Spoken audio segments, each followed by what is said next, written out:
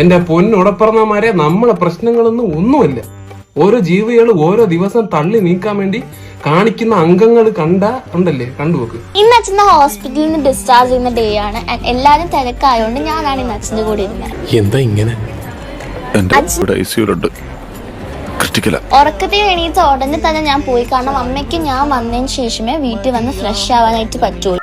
എന്തോ കുഴപ്പമുണ്ടല്ലോ. എന്നാ ഉടനെ അച്ഛനും എനിക്കുള്ള ഫുഡ് എത്തി. ഞാനൊരു സാൻഡ്വിച്ചും അച്ഛൻ ചപ്പാത്തിയാണ് കഴിച്ചത്. എന്താണെന്നറിയില്ല ചേച്ചി, ഇപ്പൊ എത്ര കഴിച്ചാലും വിശപ്പില്ല. ആർത്തി കൂടിട്ടാവും. കഴിഞ്ഞ വീഡിയോയിൽ പറഞ്ഞതുപോലെ മൈനർ സ്ട്രോക്ക് ആണ് വന്നത്. സോ 2 ദിവസം എടുത്തുള്ളൂ ഫുള്ളി റിക്കവർ ആവും. നീ എന്താണ് ഇങ്ങനെയൊക്കെ? എന്റെ അമ്മച്ചീനെ ഐസിയുലേക്ക് കൊണ്ടുവന്നേക്കോ, അല്ലാതെ ആദ്യ കുർബാനയ്ക്ക് കൊണ്ടുവന്നേക്കോ. ഹോസ്പിറ്റലിൽ 2-3 ദിവസം അഡ്മിറ്റ് ആവാൻ കാരണം തന്നെ ഒബ്സർവേഷന് വേണ്ടിയായിരുന്നു. വീണ്ടും സ്ട്രോക്കോ വയ്യായിക്കോ എന്തെങ്കിലും വരുമെന്ന് നോക്കാൻ വേണ്ടി. ഇങ്ങനെ പെമ്മക്കൾ ഉണ്ടാവാനേ പുണ്യം ചെയ്യണം. 2 മണി 3 മണിയായപ്പോ ഞാൻ ബിരിയാണി ഓർഡർ ചെയ്ത് കഴിച്ചു. കൊടലല്ലേ വയറ്റിയിരിക്കുന്നത്. ഇതിന്റെ എല്ലാത്തിന്റെ ഇടയ്ക്ക് ഡോക്ടേഴ്സ് കുറെ പ്രാവശ്യം റൗണ്ട്സ് നടത്തി. കൈ ഒന്നും കൂടി ഓക്കെ ആവാൻ വേണ്ടിയിട്ട് ഫിസിയോതെറാപ്പി ഡോക്ടർ ഡിസ്ചാർജ് ആയതിനു ശേഷം ചെയ്യാൻ പറഞ്ഞിട്ടുണ്ടായിരുന്നു. ഇപ്പോഴും ഞാൻ പറയുന്നത് അത് തന്നെ, അവൾ നോർമൽ അല്ല.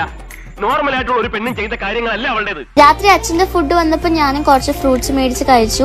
തിന്നാന്നൊരു വിചാരം മാത്രമുള്ള ഭീകര. ഞാൻ നിന്റെ ആരാന്നറിയോ? അത് മറക്കരുത്. അച്ഛന് ഫ്രൂട്ട്സ് ഒന്നും കഴിച്ചുകൂടാ, കാരണം ഡയബറ്റീസ് ഉണ്ട്. നല്ല എരിവ് നിനക്ക് കഴിക്കാൻ പറ്റില്ലല്ലോ. ഇതൂടെ കേട്ട് കണ്ട നെത്തോലി സ്രാവിനെ പോലെ വിഴുങ്ങുന്നത്. ഒറ്റ ദിവസം കൊണ്ട് 15,500 രൂപ. ക്യാൻറ്റീനാ കൂടുതൽ. താനും പോകുന്ന മുന്നേ ഇതായിരുന്നു എന്റെ കോലം. അപ്പത്തിലുള്ള തത്താ ഇനി ഞാനിവിടെ നിന്ന് ഡയലോഗ് പറഞ്ഞ കരഞ്ഞു പോകും. രക്ഷപ്പെട്ടോ.